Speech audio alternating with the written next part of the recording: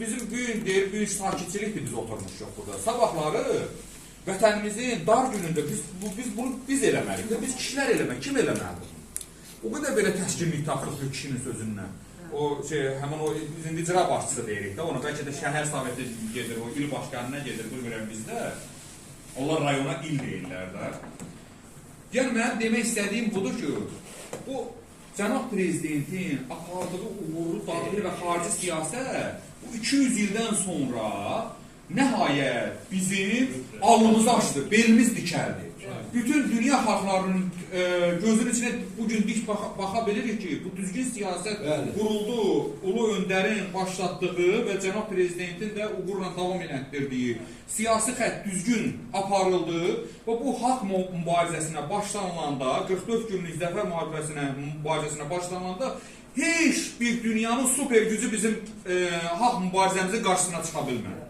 Başqa dillərdə cənab prezident ayrı-ayrı media orqanlarına, dünyanın ən aparıcı media quruluşlarına öz dillərində müsahibələr verdi, çatdırdı ki, bu bizim haqq davamız idi. Yəni, mən başa düşmədim, mənim torpağımı hansısa qonşu dövlət işğal eləsin və siz mən o torpağımı işğaldan azad eləmək üçün hərəkət eləyəndə siz mənim o işğalçının deyil də mənim millətimin, mənim xalqımın, mənim dövlətimin üstünə hücuma keçəcəksiniz. Bu aparılan uğurlu siyasət nəticədə bugün bizim alnımıza sürülmüş o ləkəni təmizlədi. Kimin sayəsində? Üzr istəyirəm, cənab prezident həmişə deyir. Bir adam bu işi istəyirsən, neynirsən elə öhdəsindən gələ bilməzlər. Deməli, burada düzgün düşünülmüş siyasət xalqla dövlətin vəhdətini təşkil elədi.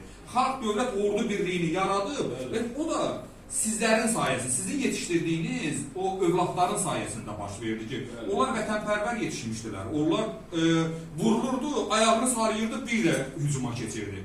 Bu aparılmış planını, bu vətənpərvərlik təbliğatı ilə bağlı görülmüş dövlət siyasətinin uğurlu təntənəsi idi. Eyni zamanda vətən anlayışını, vətən məfhumunu dərk edən bu cür ailələrin yetişdirdiyi övladların qəhrəmanlıq sərnaməsi idi. Bugün çox uzun çəkmədi. Cəmi 44 günü, indi mən harada 44 rəqəmi görürəm, həm biraz bircir oluram, fərəhlənirəm, qürur keçirdirəm. Bu vətən müharibəsi dövründə birinci gündən, sentyabr ayının 27-sindən noyabr ayının o gecə saat 9-dan 10-na keçən gecə keçmişdi artıq, onu artıq başlamışdı. O aşağıdan televiziyalarda aşağıdan bir yazı keçdi ki, birazdan 3 tərəfli görüş keçiriləcək və o dövrə qədər baş verən ardıcıllıq, özü də internet məhdud idi. Biraz internetə çıxış imkanlarımız yox idi, hamımız xatırlayırıq, siz xatırlayırıq yox, siz yəni hər gün yaşayırsınız onu və mən də bir müəssisə rəhbəri olaraq düşünürəm ki, bizim üstümüzə düşən, düzdür, işin ağırlıqları var, işin gərginlikləri var, bəzən vaxt qalmır, bəzən heç evdə uşağa belə vaxt qalmır, amma mən bilirəm ki, bizim hər şeydən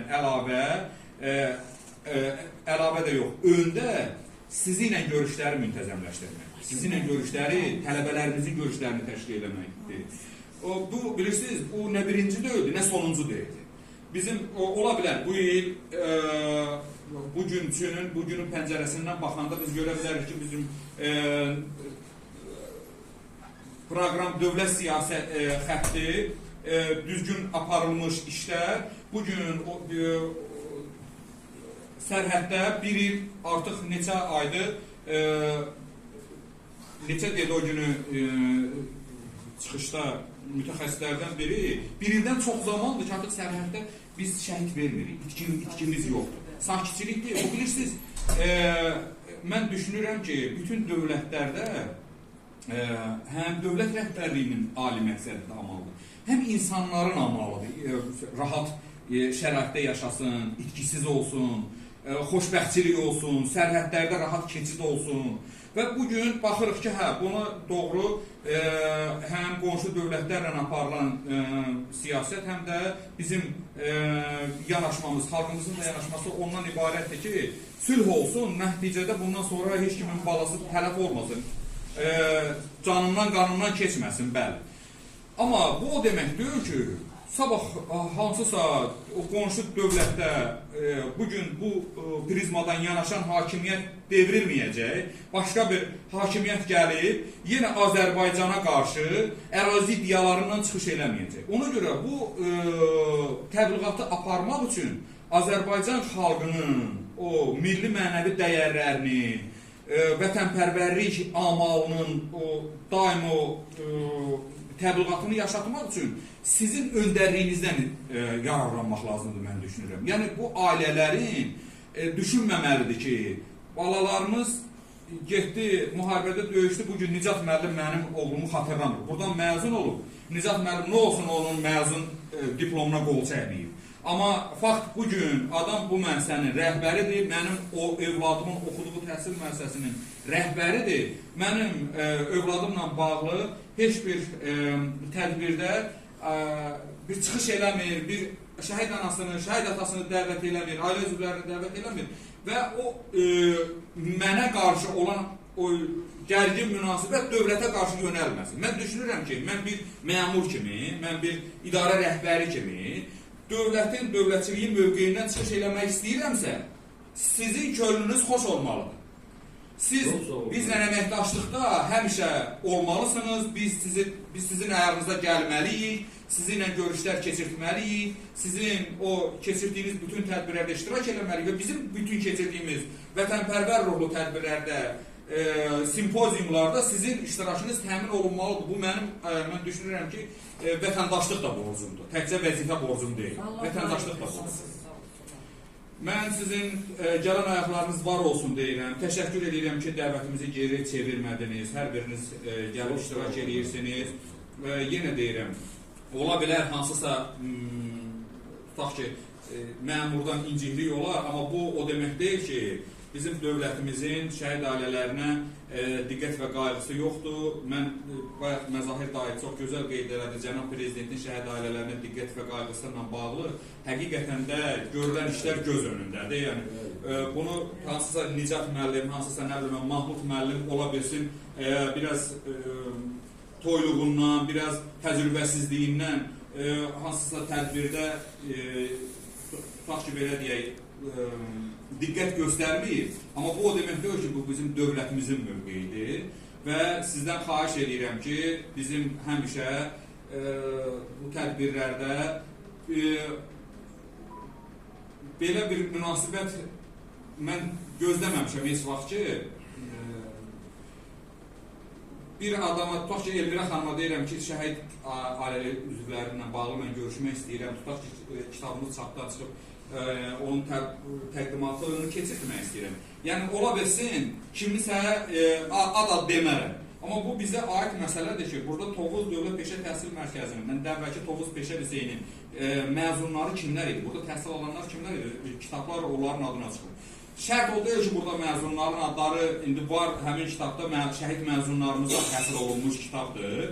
Amma o demək deyil ki, sabah hansısa şəhid ailəsi üzvü burada həmin tədbirdə iştirak eləmək istəyir, çıxış eləmək istəyir. Biz deyirik ki, yox, bu ancaq tutaq ki, nə bilim, orada Amana xanıma söz veriləcək. Deyəm, elə deyil. Başqa bizim bir tələbəmiz vardı. Bütün şəkilləri görüb Nizam müəllim hərbi rəhbər otaqda, bir hərbi rəhbər otağında, hərbi otağında bir kompozisiya düzəltmişdir. Tələbə görüb onu, gəlib bildirir ki, olarmı ki, mənim daimdimi, əmimdimi şəhid olur. 2 il bundan qabağa söhbətini edirəm. Əlbəttə ki, olar. Bizə aid, bizim müəssisəyə aidiyyəti olan, istər tutaq ki, əməkdaşların ailə üzvləri, ya da ki, tələbələrin, burada tələbə olmuş şəxslərin şəkilləri orada əslini tapır. Deyir ki, olar mı mənim də? Əmimin ya daimin şəkili orada olsa, şəhid deyir.